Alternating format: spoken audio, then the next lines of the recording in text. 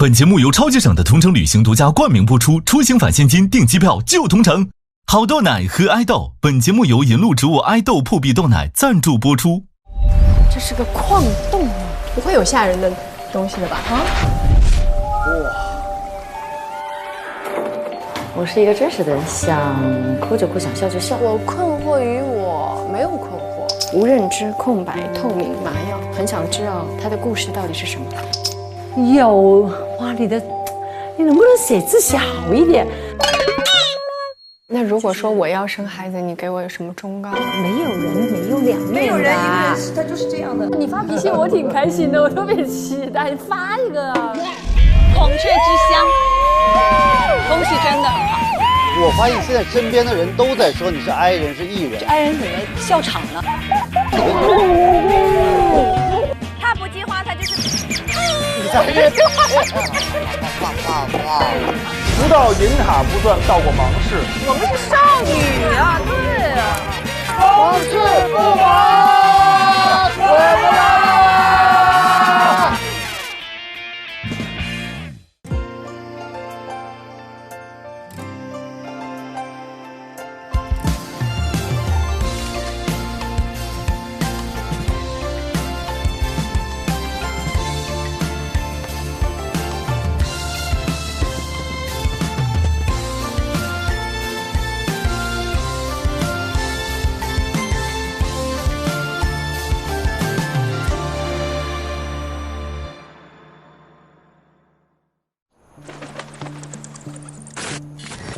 时间一圈一圈向前，我携着旅行走过半程，骑着我心爱的小摩托，在细碎的相处中换新团成员，在彼此心中或许有了新的模样，但他们心中仍涌动着未了的倾诉渴望，想要更加了解彼此，贴近内心，期待一次心灵的深度碰撞，认识未曾触碰的自己。一切新鲜的答案，或许先以困惑的形式出现。能说的嘛，就不叫难处了。对自己说，我不会对孩子说，也不会对家人说。总之有什么事我在，我永远都在你后面。理想也好，目标也好，它是人一步一步踏踏实实走出来的。事业与家庭，你怎么平衡？换新团成员，写下自己的思考与困惑，将他们放置在布满嶙峋石壁的矿洞中，静静地等待有缘人的到来。或许见字如面，或许毫无察觉。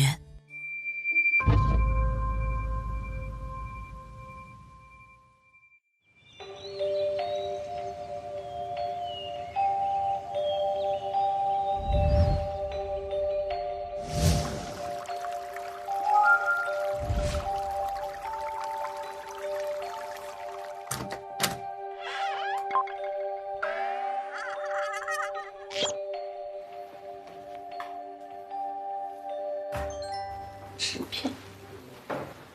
我是一个真实的人，想哭就哭，想笑就笑。审视发现不完美地方，个性上不应情绪问，情绪出口是找到好友倾诉，一起面对。如果不是兰溪的话，为什么没有找我？我不是你的好友吗？你是谁？我真不太理解为什么我们的友谊要变成冷冰冰的17，能告诉我吗？因为我好重视你。哦，大姐有八卦听的样子。哟，我需要在这坐下吗？我觉得这张应该是 A 大姐写的，因为她的繁体字出卖了她。有哇，你能不能写字写好一点？你有些时候啊，有些时候吧，会因为自己不能到生活中的每一个角色而自责，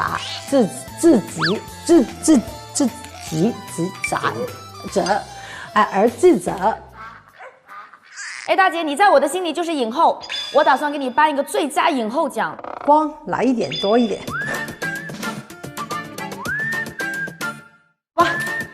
这2个。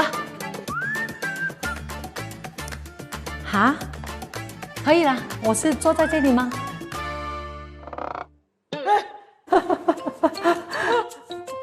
我以为是什么工作人员在我后边这样子。是你呀，全是你呀？没有全是我哦，所以我就来了吗？你过来，这啥呀？我不知道我拿的是谁写的，这是你想问他的吗？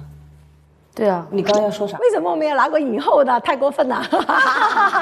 我演戏那么好，我印象当中你是有很多奖项，影后应该也拿过吧？说实话，事后我也拿过，哎，我就说哦，那就是事后，而且是最年轻的事后，到现在脸打破。但影后，我说的影后是电影的影后。我觉得演员真的不到最后一天，你不离开这个一行，总有机会。是的。真的总有机会的，你哪知道哪一部戏突然间就很多观众很喜欢，没人知道的。是。但是有些戏你可能就努力的演完了，然后哇出来，哇这完全变成这样，真的你想象不到的。因为我怀着孕，我其实已经想退掉它了。我当时候真的，我在造型的时候，我知道我有身孕了，那时候我就想把它推了。然后我经纪人跟我说，你不能推，因为你怎么跟人家解释你不拍，你已经签约了，既然接了，我就好好去干吧。那时候不是我们每一个人都压到头皮都烂掉吗？然后金飞跟我是一样，都有一个圈圈，那个没有头发，我以为是鬼剃头，你知道吗？我鬼剃头是不是我太大压力啊？是让我因为我太大压力，男孩子怎么办啊？他肯定会接受到我的压力，不行，我要开心一点，我要开心。但是为什么我脱了？然后吓到我死。后来金飞他脱了，我就唉，幸好不是我自己就知道其实是那个我们那个压到这样子，对，然后。不是有一次网上说，为什么我的老婆都是脱头的？所以那时候我拍的时候，我是很轻松的，我一点压力都没有，我反而要享受里面的角色的过程，还跟孩子不停的说，你妈妈虽然是演不好人，但是我们是有原因的，然后演好她吧，我要给她知道，就是我要。给他灌输，我们有责任，我们要责任，把那个事情做好。所以，就算甄嬛有最后那场戏，不是我跟他对骂嘛，他把我推下嘛。其实我是跟丽丽说，你大力把我推下。他那时候不知道我有，我还没有公开，没有公开。然后他一把我推了，我自己借力就这样就没事。然后呢，他后来知道了，他说你为什么不跟我说，吓死我了！我怎么可以推你？我说没事，你都不知道，而且我知道自己的那个怎么去保护自己。然后我觉得就是这场戏多好看，就是这一下他也有那个能力，然后我也很可怜。对呀，因为你会觉得说，如果你告诉他，他一定会有心理负担，不行的，他一定下不去手。对呀，不行的，这个感觉完全两回事。但是我觉得你好勇敢，要是我可能会有点。所以我拍得很轻松，因为我第一个孩子小产了，反而告诉我，我再小心保护他，其实也会走的。对呀，所以多好。其实，在最开始他们让我写这个条的时候，我只有一个困惑，这个是我写的。是你呀，原来这个是我写的，这个其实是我还以为是我写的，这个其实是我想问，我想这是一个无解题，所有的上有老下有小的。你会不太认识自己啊？因为我无数次被问到这个问题，我虽然非常强硬的回答，我说这个问题你们为什么一定要问所谓的女性？这个问题你们有没有问过男性？我就会觉得这个问题的背后带着某一种偏见。为什么？因为你觉得我作为女性就应该理所应当既照顾好家庭又经营好事业，凭什么？为什么我也在努力的平衡，但是我平衡不了啊！我经常因为这个我就把自己摁泥儿里了，我把自己整死了，就是因为我对自己的要求很高，我渴望我能好好工作，我也渴望我能做一个称职的妈妈。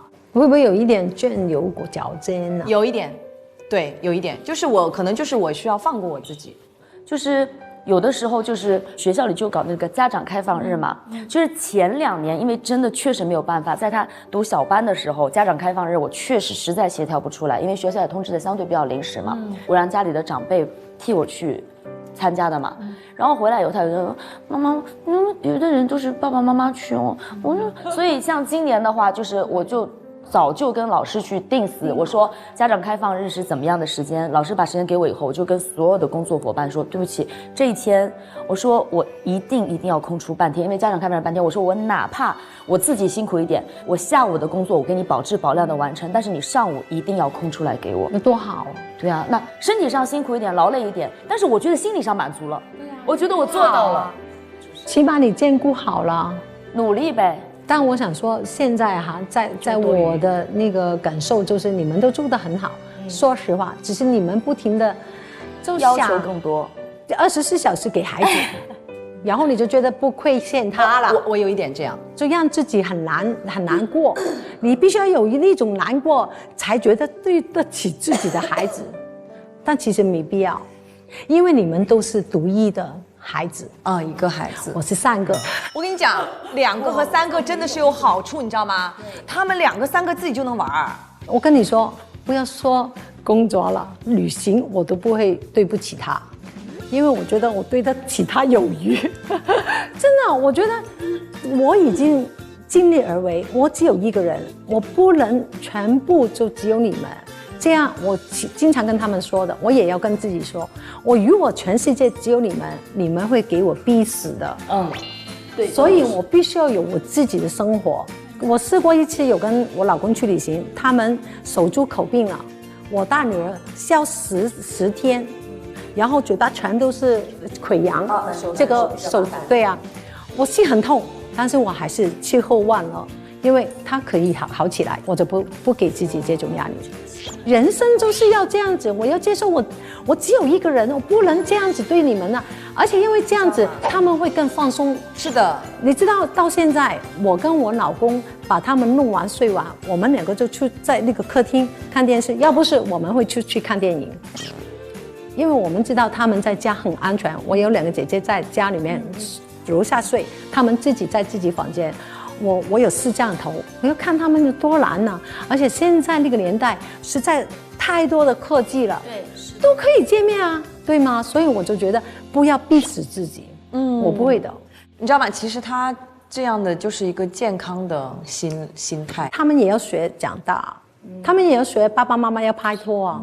我们2个有些时候星期天我们送他们回家，我大女儿会说：“你们2个去拍拖吧。”我说：“如果我们2个有关系有问题，你会跟谁？随你的苦。”然后他就说：“好吧，你们去吧。”对呀、我真的觉得就是这样，真的。然后，所以我到现在我会跟他们亲吻，跟他们抱，跟他们怎么样去表达，因为我怕我会后悔。如果有一天他们有什么事情离开我了，还是我有什么事情离开他了，我们都没有遗憾，因为我们已经尽力了。对呀、我只要不工作的时候回到北京家里，我就渴望我自己做100分妈妈。可这个世界没有100分妈妈，太累了。然后我就会觉得说，我现在看见自己、爱自己的时候太少了。我已经意识到了这个问题，我会觉得对自己有些亏欠。我有朋友他在国外嘛，他就跟我说，他说既然你上半年的工作完成了以后，你要过来找我。我说好的，等我女儿放暑假。他说你把女儿也先放一放，你自己来找我玩。是真的要这样，是真的。只有放松的妈妈才能养出来放松的孩子。所以你们放松一点吧，要不是搞不定了，再生一个吧。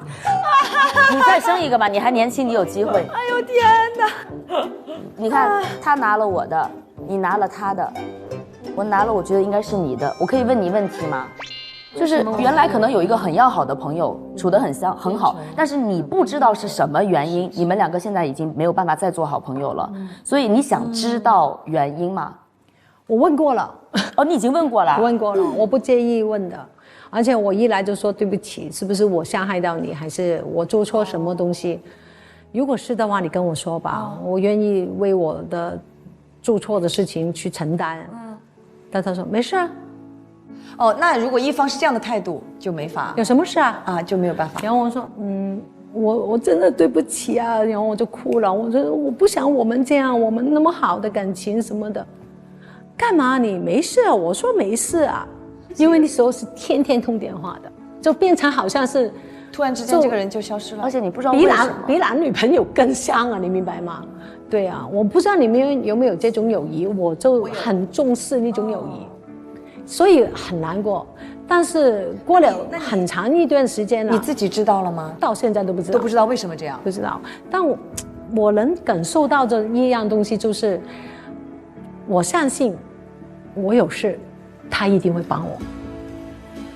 你还是这么坚信？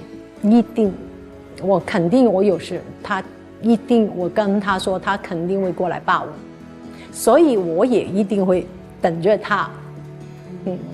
总有一天我们会可以说出来的。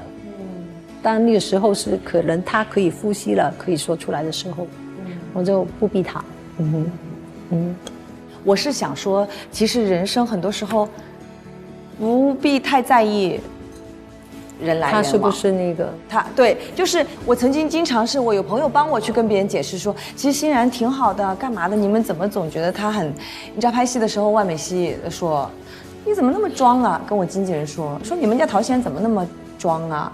然后呢，我经纪人没有跟我讲。拍完戏以后，我去探班的时候，就是万美熙她和我那个何先生拍同一个戏，她自己跟我说的，因为美熙她是大大咧咧的，她很可爱，她自己跟我说的，她说，欣然。拍戏的时候，我还跟你们家那谁谁说，你看你们家陶欣然多装啊，经常自己一个椅子放旁边。你原来挺二的嘛，我改变不了我的这个个性了，我就是这样子的呀，就这样的一个性格呀。就是你真正在意的那3、2个人，不管我站在山顶上还是站在山脚下，你都在就可以了。其他的，那我有，就但是你有自己会主动打电话的人，只是不是每一个都会这样子嘛，对吗？就像你说的，我确信如果我有任何问题，他一定会帮我。这样的朋友我是有的，那这个已经很幸运了。但是呢，就是即便是这样的朋友，我都很难做到说，当我想他的时候，会毫无顾忌的发一个信息或者打个电话说你干嘛？我想你了。有可能你到50岁你会的了。但是其实他的性格给我的感觉就是说，很分裂。不是，我是一个很割裂的人。他不停的跟我说他是爱人，但他的行为又像艺人这样。他行为很像艺人，他可能有些东西就是不停的做一些不得不义的事情，但是其实内心他是爱人，所以他又不能表现爱人的事情出来，要不是他可能工作什么的比较困难，对吗？其实我特别就是但是我觉得我演得很好，我是一个好演员。对，生活很难演，平常演戏有剧本比较容易，但如果在生活里面不停的在演，你就会发现自己好像没有个性了。对，就是我们其实很难做到任何人都接纳我、喜欢我。那你喜不喜欢分裂的一个又疯癫，但一个又是爱人？你喜不喜欢这样子的自己？还需要一点时间，我觉得。没有，我不是说这样好还是不好，我就是希望你认清这个也是你。对，只要你知道这个也是你，你喜欢自己就行。对，接纳全然的自己。我觉得最大问题就是如果别人不这样子，如果那个人怎么样，就变成你很多时候自己。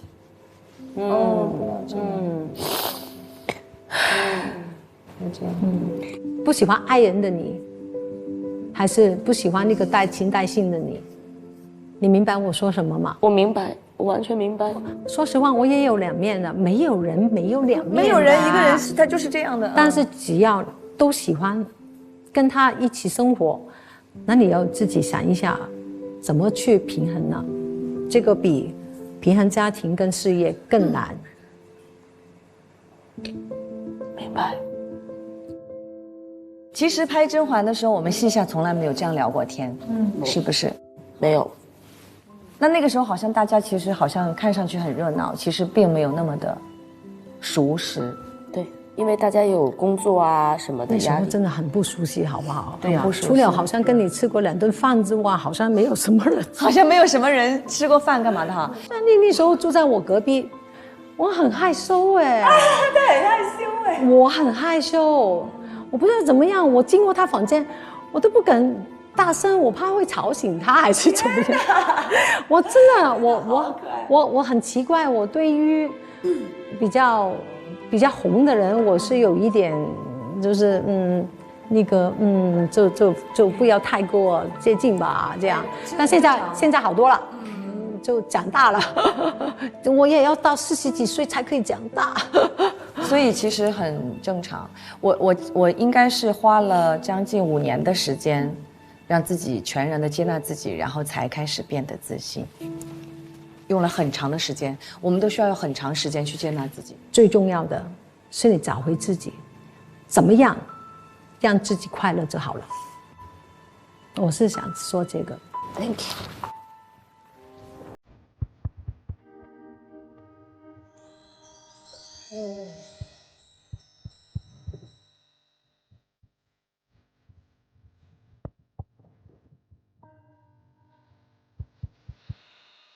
就想抱住他，他能得到一个依靠，我就已经觉得自己够了。如果说来这次节目，每一个人一定要说一个他的收获的话，我来这一次换心环游传，对我来说让我换心的谁的？你就开开心心吧。哇！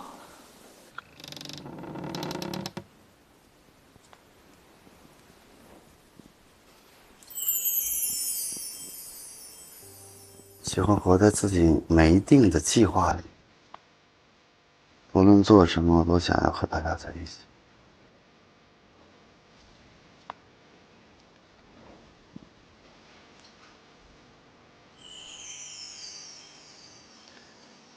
我不知道哪些，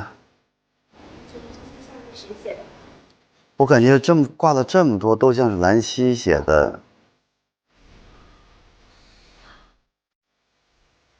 陪伴共情，我困惑于我没有困惑，总是自己觉得清醒。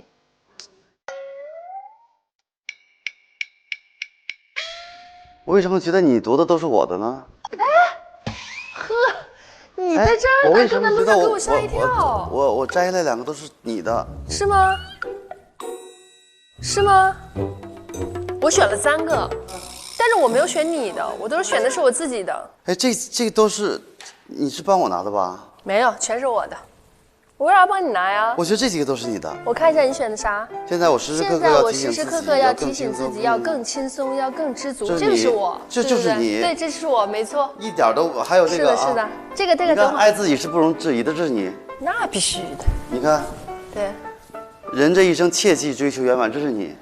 你啥情况啊？对我，因为你怎么知道这些都是我喜欢的字儿呢？不是平常咱俩聊天的时候，我能感受到这几个肯定是你。但是这个像你吧？这个像你吧？擅长自我洗脑与自我 PUA， 这特别是我在孩子面前，我也成为了当时。这个是我，这个是我，这是我，我也是，我也是。咱俩，这是我，不是你知道吗？就什么叫自我洗脑？其实就是自我的人，我们就喜欢活在自己的世界里。其实往好了说啊，咱们就是很坚定的听从自己内心的想法。不轻易被别人左右。我反而跟这个完全解读的完全不一样。是吗？我是这么就是有一些事情，就比如说我做的没有那么好，我会告诉你已经很好了。我觉得在过程中你已经努力了，到最后结果不重要。然后很多事情就是我都会放过自己。明白。要不放过自己，我会很难受。哦，这个好，这个好。你这个解读更好。对我是总是在就是反反复复告诉自己，你挺好了，你很。因为别人不放过你的时候，你自己要放过自己。没错，自己再不放过自己，那还咋活呀？你知道吧？就是有一次，就是他惹我不高兴了，然后我就哭了。那时候他才4、5岁，然后他就过来安慰我，然后我说你先别来找妈妈，我说我想外公外婆了。他说为什么呀？我说我在做你的妈妈之前，我也是外公外婆的女儿啊。我也想他们，我不光是你的妈妈。后来就是我只要一不开心，你知道吗？我孩子就会说：“那你回老家住一段时间呗。”他就会这样说。对，我从来都觉得，因为你是一个性格挺有个性的人，然后你其实有孩子之前，我是一个很特别有个性的人，然后有孩子之后，你变化太大。你知道我同学怎么说我吗？就10几岁啊，走路都不看人的。眼睛只看天，我怎么觉得我们俩越来越像呢？是不是？或者是让或者让思思过来，她可能也这样。所以你看，那个现在我们时时刻刻都要提醒自己，要更轻松、更知足。但是这个也很好，人这一生切忌追求圆满，切记，真的别追求。不追求圆满是放过自己，跟这一条一样的。对，其实是一个意思。时时刻刻要提醒自己，要更轻松，要更知足。对。其实这话你们也说过吗？其实你跟思思一样，你俩都是属于负担很重的人。我觉得，然后这些负担是你的责任。就是没有人说这是你的责任，但是你觉得这些都是你的责任。我觉得这些负担是自己给自己的。对，不知道为什么。越周末越醒得早。就是这样，不知道为什么这种，而且累得要命，睡不着觉。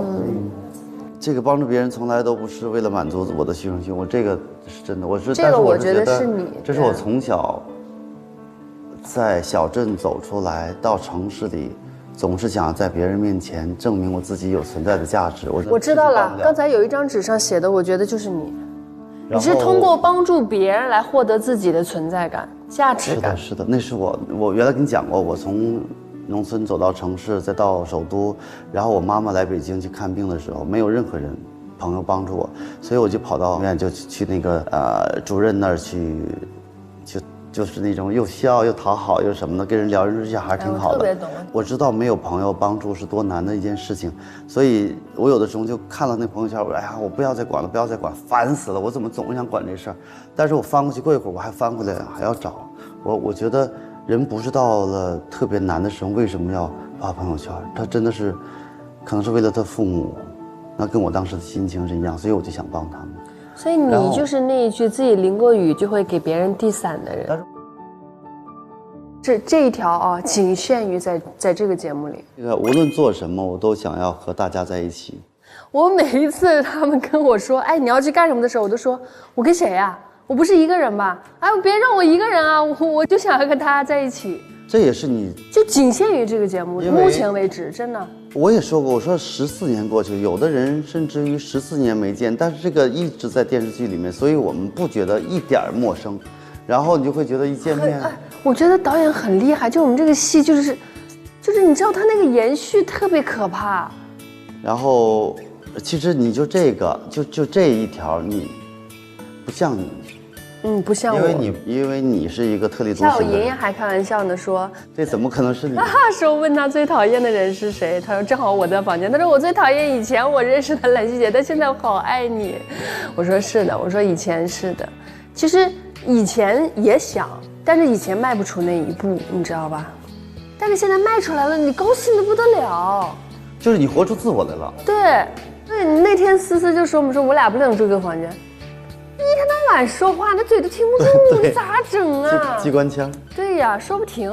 你可以说。但是高兴的，你知道吗？你说这年头我们跟谁这么长时间不见，好连觉都不睡，都困成这样了还聊天？没有，就是在我们说的这个过程当中，它也是一种发疯，小发疯，你知道？但是它就减少了我们对内消耗的东西。是对，就是这种分享，它是很正面的一个东西。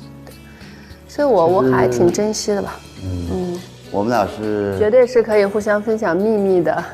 而且我知道他在意什么，就有的时候我就是算想保护就是什么的，我也点到为止，就是因为我在旁边看着他坚强，看着他好，就希望一切都好，然后什么事儿都能共同分享，然后可能他有一些事情只有我知道，这个是我还是挺，但是也是我自己还压力挺大。有时候我看着我也有点心疼。理解。对。现在我们这面前一共8张纸，你觉得有哪几张纸上面写的话，就是咱俩的影子都很深刻在里头？比如这个实时，这个肯定也是对，爱自己，是不是？对，这都是。我觉得最少这5张吧。是不是啊？对，我觉得咱俩的影子就是各自都有。而且我来的时候，我一边看一边，我说这都是兰溪的呀，这都是兰溪的。你一看这字就是他的语气。无论做什么，我都想要和大家在一起。然后你拿来你在那一读，我说这是我的感觉。我说我怎么没有看到？原来是他们有了这样的设定。其实，我觉得我们俩肯定有默契。我们俩在拍戏到今天10几年，在拍戏的过程中，其实我们俩交流不多。从第一天进剧组，他说小龙老师，咱俩有那么多感情戏怎么办？我说请你吃火锅，对吧？我说我请了吗？没有，破冰就是我就开始给他们特效啊什么的破冰，但是慢慢的从拍戏，我就记得最后那一场戏，你躺在我的怀里。然后你记得我这个鼻涕都要流到你的脸上，我一遍导演说擦掉，你别那么容易，但说那台词就控制不了自己。是的啊，因为你太感动，所以从那慢慢，我其实就是这几年我们俩才，没错，我们俩都是因为当了爸爸。不是，我觉得你以前就是万一有啥事儿找我觉得你都是那种恨铁不成钢，咋回事？你怎么想的？你怎么就想不明白那种感觉？因为我比他大10多岁，所以我就一直想，就是说，兰溪，我是过来人，我们将来一定要走我的弯路，是吗？老人家过来人，然后我说的话，我经常跟我父母说，我说你不要跟我说这些，我得走一些弯路，我才知道这个路是什么样是直的。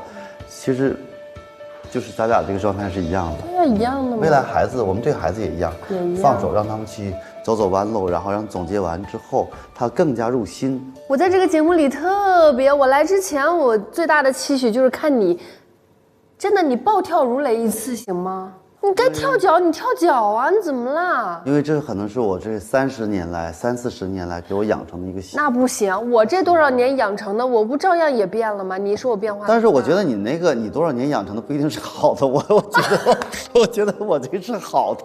太气人了！我觉得我真的我不想让别人不舒服。我是那种说跳脚可以跳脚的人。是，对你跳不了，我真的跳不了，你跳不了。不是，那你最生气的时候咋办啊？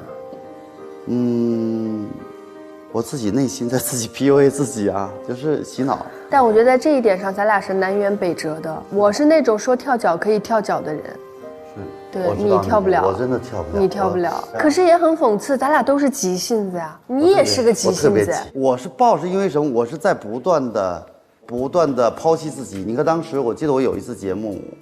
我说完之后，我姐特别难受，回去哭了好几天。为啥呢？我姐说你在外面那么累，你不舒服，你回来跟我们发脾气没事儿，你不要在外面自己发泄。因为我是觉得我那么努力就是为了让家里人幸福。但是我回到家，钥匙那时候还不是密码锁，一插进去，家里哇就安静了，特别安静。然后我不在家，他们特别开心。我只要钥匙一投，然后我一进屋，我姐说老四回来了，然后他们老舅回来了，老叔回来了，就特别安静。为啥呢？就是对你有一种敬畏，害怕我，因为我有的时候会发脾气，就是什么呢？我特别累，可能。你会发脾气啊？你咋发脾气啊？脾气不是那个像那种暴躁的、爆发力的，就会就是他们说话我会不吱声啊，或者说就挂脸就叫发脾气。对，挂脸就是他们会很难受，因为他们很爱我。然后呢，后来我就几次我发现家里热火朝天，我一回就是一盆灭火器。后来我就在花园里就跳，遇到什么不开心的，我要在花园里跳。后来上节目里我就聊出来了，随意聊出来。后来我姐就特别心疼，说家里人就可以当你的垃圾桶。不是有来有往，你就抒发出去了吗？后来我自己就排出去了。我为什么要让家里我自己爱的人当我的垃圾桶？哎呦我天！要不说他是我老师，他还是厉害。我不行，我跳脚。我不行，我觉得不能把什么都放到最爱的人身上，好吧？行，下次再聊吧。下次再聊。对。我觉得更能，哎呀，真的是，我这咋回事？发不了脾气，发不了脾气的人，你可真是绝了你！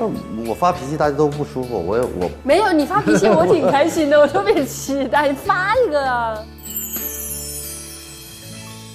我现在开始喜欢了这个节目的深度，因为它现在才喜欢，有的时候是需要朋友来通的，就需要针灸来通气的。这是个矿洞啊，所以让我来找线索。什么线索？不会有吓人的东西了吧？哈？哇，这好多纸条啊！我想看看啊，团宠时时刻刻都舒适，无认知空白透明，麻药。真好奇妙，被人发错。微信掉链子，有软肋，家人、朋友、师傅，这肯定杨九郎的。我来真的不尬吗？哪怕是头一天。这怎么也像杨九郎呢？说实话，我对这个就特别有一种就是探案小说的的那种好奇。无认知、空白、透明、麻药，很想知道他的故事到底是什么。在非常高兴的时候会突然抽离，很难过。这个我喜欢。好了，我找到了我的命运课题。然后坐在这里是吗？我拿了好多单子啊，我拿了一个，我来真的不尬嘛，哪怕是头一天，我觉得这肯定是杨九郎，我要安慰他一下。有软肋、家人、朋友、师傅，我感觉这也是比较像九郎的。我足够爱自己，也爱别人，我感觉有点像我。我想回到2017年去挽回一些遗憾，这个我真的不知道哎，好想知道，跟这个非常的割裂，这感觉应该不是一个人，被人发错微信掉链子，这个是一个人，一个、两个、三个、4个、5个。初步认定，应该差不多是5个人。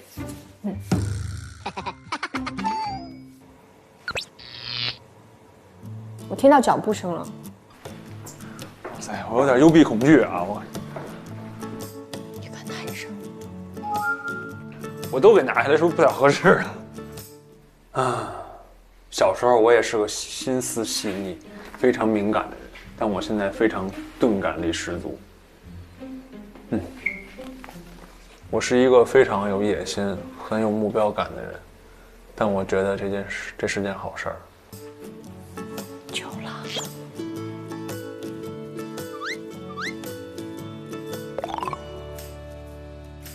我不赞同哥哥姐姐说的外界的评价，只要你不在乎就不存在。这是蓝莹莹吧？不要告诉他我在这里啊，等会吓他一跳。都拿了。都给拿了。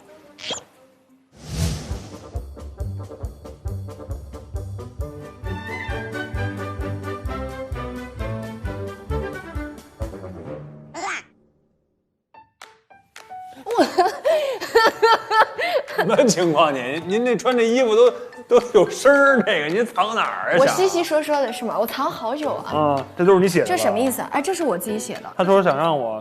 就是那个把自己认为自己感兴趣的话拿下来，我看这一路都是你写的，基本上，是吗？是吗？我看看，我感觉得基本都是你写的。我感觉这里是5个人写的耶。这都是你的吗？对。但我觉得这2个好分裂啊。这分裂吗？而且特别是你说在非常高兴的时候，你会突然抽离，很难过。对呀。我真的没有意识到哎，因为我感觉你比谁都高兴。我拿这个的时候，我会觉得有共鸣的是，我是在非常难过的时候，我会突然抽离。就是不应该这么难过，是吗？就我会有那种感觉，就是好像很难过的时候，我会突然意识到说自己好像陷在这个情绪里了，我就抽离了。但是我没有遇到过特别开心的时候会突然抽离，很难过。就有时候会觉得突然就要结束了。就是这个快乐，什么时候还能再来？是不是最后一次？哎呦，我的天哪！就是你高兴的时候，反正我是这样，就是无论是那个朋友相聚啊，比如看球赛啊，然后比如演出各种吧，反正各种，有时候高兴的时候就会自己扫自己的兴，然后别人肯定你的时候，我也会这样，肯定你的时候，我也会想接下来怎么办？要以后不能保持这样的状态怎么办？这个是不是跟这个有关？无认知、空白、透明、麻药。我感觉其实有时候，聊天啊，就是很少有人去问我是怎么回事，就别人对我没有什么认知，就很少有人会问你的感受。对，但其实我自己也并不在乎自己的感受，有的时候就是没关系，就都能过去。我是一个其实对别人的情绪很多特别敏感吧，特别不敏感的一个人。就像你说的，你昨天说你好沮丧，我真的一点都没看出来。就很多时候我是钝感力比较强，就是有的时候我得问，我得打破砂锅问到底，我得就剖析这到底是什么，是什么，是什么，麻药是啥？就是我解决不了根本问题啊。但是有的时候朋友还是愿意跟我聊，我觉得我就是起到一个麻药的作用，我觉得能帮他去抒发一些情感，帮他去排解一些他的焦虑什么样。但我解决不了什么事儿，但大家还都愿意跟我在一块儿，就是麻药的一种感觉。就是我觉得愿意约我见面的人，肯定是起码是麻药吧。所以我们大家也都是很愿意跟你在一起玩，是吧？但我特高兴。就是因为我还觉得，就如果被选择到，这是就是莫大的荣幸。就是你看，我当时在想的是前面2个肯定是酒廊，我来真的不尬吗？哪怕是头1天，我告诉你一点都不尬。你就是团宠了，团宠加团妻。我是对，我真觉得你说这特别对，团宠加团妻。其实有的时候团妻就是团宠。对啊。团妻就是团宠，就是大家都喜欢你，然后找你打岔，你不觉得也很开心吗？是啊，对啊，就是说这样的，就是在一块儿，如果拿你砸，就我们的砸怪拿你砸着，那说明真是跟你关系好。你不觉得第1天大家就砸你吗？对啊，所以大家一砸我其实觉得，哎呦，那就应该是没拿我当外人，绝对没有拿你当外人。是我当时就觉得，哎，大家都拿砸你为好。对，你那个有软肋。家人、朋友，还有师傅，师傅是怎么回事？方便说吗？其实师徒对应的还有2个字，就是父子，对吧？师徒父子。我还记得上一次第1站的时候，击鼓传花，让给你师傅说我想你，你可紧张了。师傅，那个我特别紧张，不让我给您打一视频。我特别想您。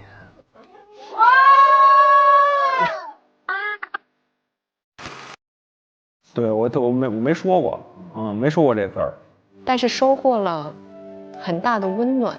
我其实是我说完之后吧，我觉得我自己把自个儿给温暖了。对，就是其实你这句话已经在心里好久了，但你一直没有说。对，因为好长时间也没跟我师傅见面了。你师傅让你最窝心的是什么？是为啥？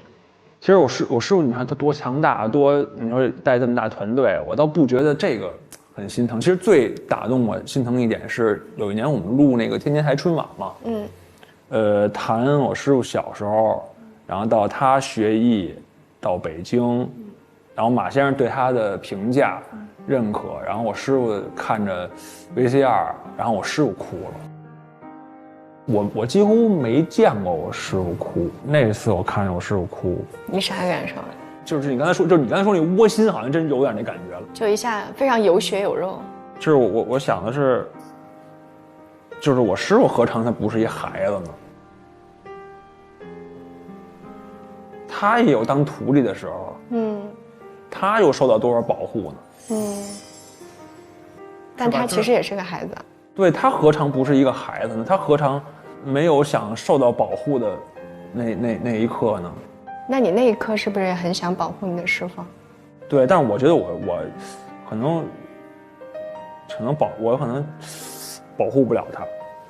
你保护分很多种啊，就比如说你恐高，我保护你，那也算那也算保护。对，哎，对，其实，对吧？屁股有点妈，睫毛都掉了。其实还有一个我特别想问，我想回到2017年去换回一些遗憾，和那句说不用改变任何，重来即可。对，我盲猜，家人，对，就是我父亲，就是我跟我爸之间吧，父子的情感上没有任何遗憾，他也特爱我，我也特爱他，然后回想起来也都是美好的事儿，那感觉就是结束的挺突然的，然后结束的也都挺不甘的，所以就是说，我想回到17年，然后我想带他好好的查查身体，然后能及时干预他的病，他可能就不用就是发病的时候发的那么突然，然后又这么紧急，这么马上就离开，对，就这样，其实这些年过去也7年了，我现在其实就好像也都大了，就是总会见面的。一说到总会见面的，我一下子我就绷不住了。要好好珍惜，很珍惜，跟每一个所有人。看似其实淡了，但其实就是磨平了。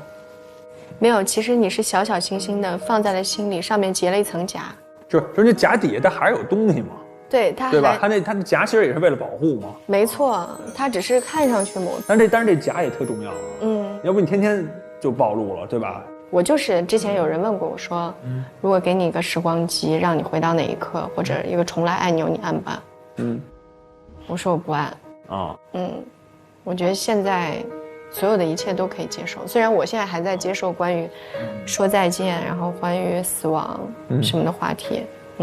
我有一次小学的时候，我突然一下哇一下狂哭，然后我爸妈就过来问我怎么了。我当时那个小小的脑袋里面就突然意识到说，如果有一天我外婆外公走了，然后我爸妈走了，我怎么办？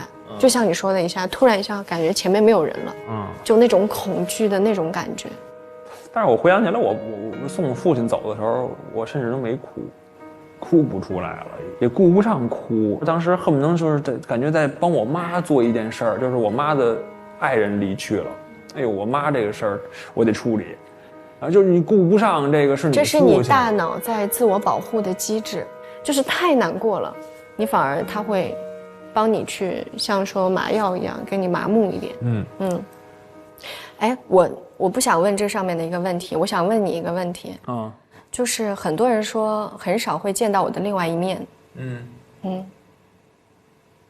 但是我不知道应该如何回答这个问题。就是比如说我已经习惯了，就当我朋友们就陷入到某个问题的时候，我不是说会真的一个巴掌给你扇醒，但我会很清醒地指出这个事情有可能是你的问题。对，我认为最好的方式就是遇到事儿你解决方案嘛，你解决完了这个事儿就结束了。就好多人对我的认知，他们觉得就像那张纸上觉得我共情力不够，这是我自己对我自己的认知。而且我的职业是演员，你也是演员。像上次其实在聊天场的时候我也说过，我说就为什么大家都要说难啊？就是其实有些事情可能你不陷入到那个就是里面，有的时候我们可能积极的去思考，也许会解决。但其实我知道我这么说会引起很多人的反感，因为这个世界上其实很多人大家还是希望说自己能够被疗愈。有的时候我有好多朋友跟我说过，我们要的不是解决方案，我们要的是你就站在我身边。对，其实就是陪伴嘛。你觉得我们有共同点，或者是互相了解吗？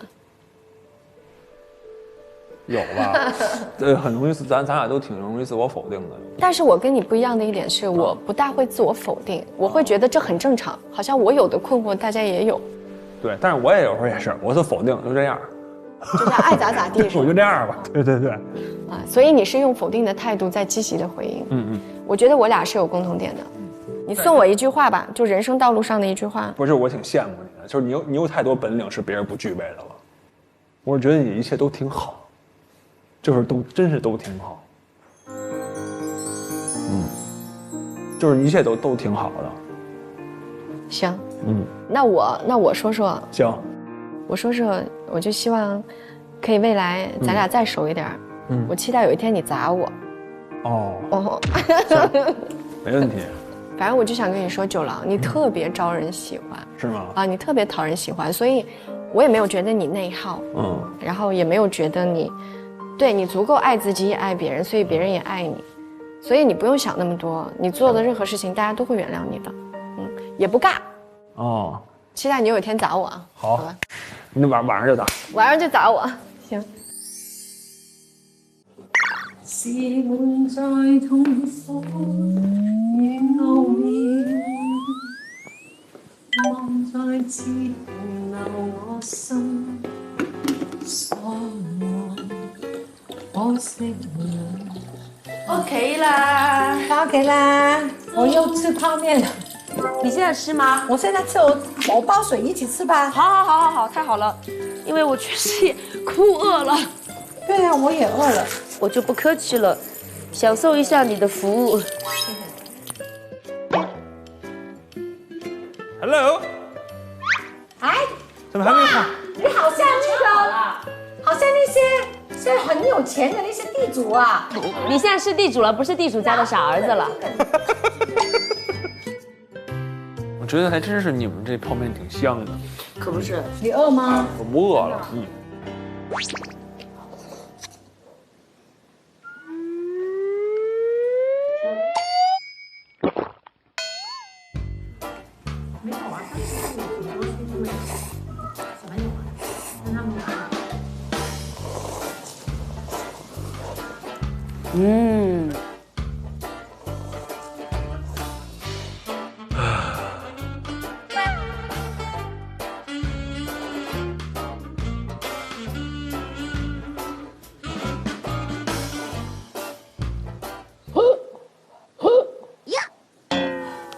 不理我，都没有听到。这很快，太烫了，不能太快啊。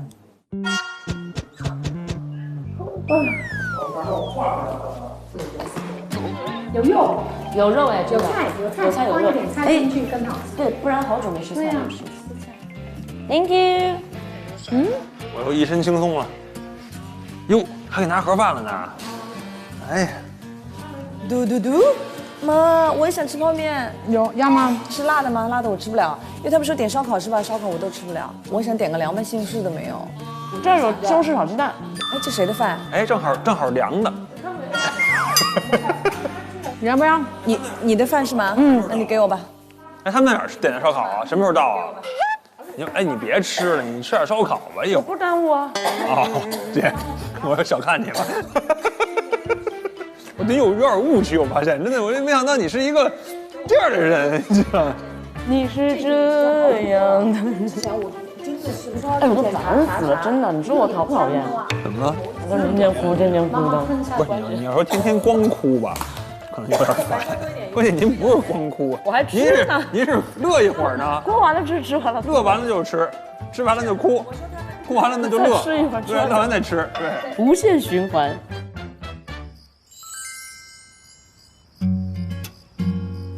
在你的床上坐。哇，你带了好多的书啊！哎，对，我从小就爱看书。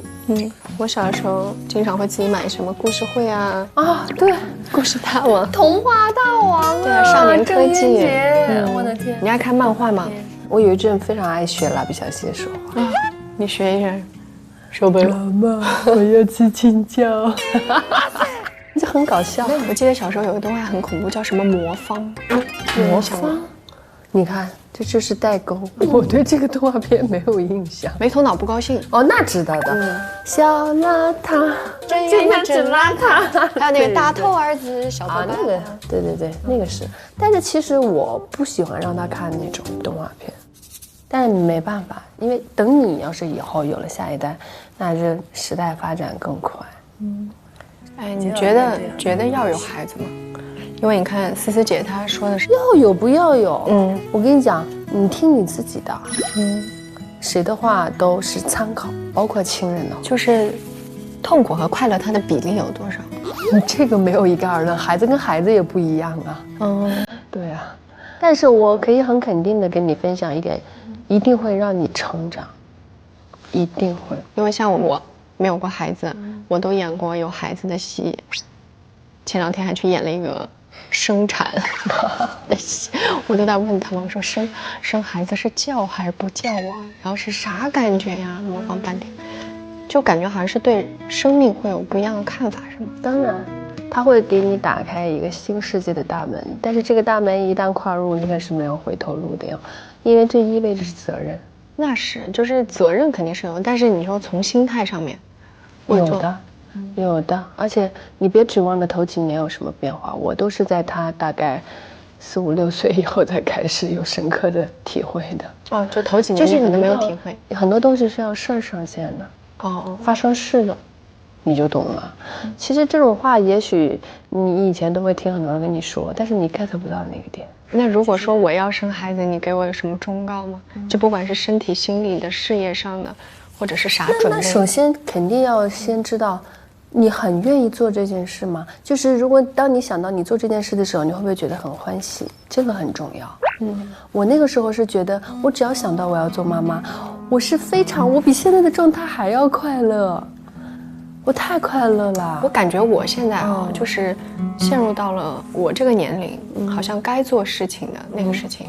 就我喜欢小朋友，但是至于说我要不要变成妈妈这一点，我内心是纠结的。我没有你想要的，那么你一定没有我那么喜坚决。没到时候，因为我觉得你还是在陶冶自己的这条路上，你还乐此不疲。我认为这是一件很宝贵的事情，是吗？会不会觉得自私？就是没有关系，没有自私，永远不要把自己和身边的人就是用一个词语来定义，千万不要。因为我也会有点恐慌。对，你想现在像我，已经就是大学毕业好多年了嘛，那个同学什么就是一毕业就结婚了，正常啊。我还有同学都做奶奶啦，夸张哦。那怎么弄？那人家毕了业就结婚，可是我那个时候还在打拼，这怎么比呀？你不是同一个年龄段生的孩子，所以你知道28、29的时候，你是一个坎儿。当时呢，你会觉得说，如果有家庭，我就一鼓作气，我就成家了。但是再往后，你会发现你周围的人开始离婚了。对啊，所以呢，女性到了30岁以后，有一个困惑期也是必经之路啊，这是跟更年期一样啊。就现在越来越多人不想结婚，不想生孩子，然后越来越多的人就把宠物当孩子一样。对啊，有啊。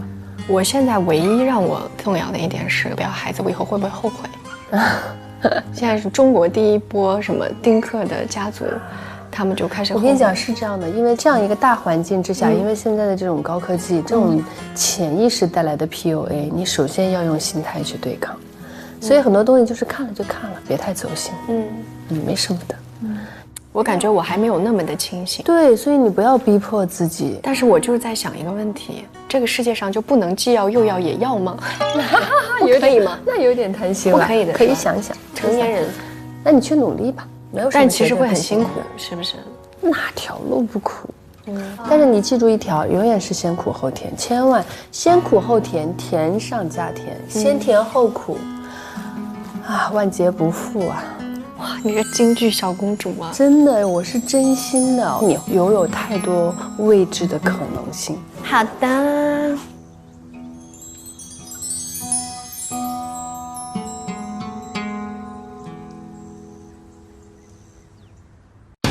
王室创新环游传来啦！不要骑小电驴子！我觉得我现在在旅行。哇，这也太爽了！假如只有1天的假期，你是喜欢独处还是出去找朋友？独处，去找朋友。你们全都是爱呀！哇，我跟你们很不一样。哇，你们人生好闷啊！您是爱意双馨。爱意双馨。朋友们，傣族古镇音乐节，走吧！今天她是我的公主。爸爸，爱女儿。爸爸来！公主不要。好，一对神经病。开启。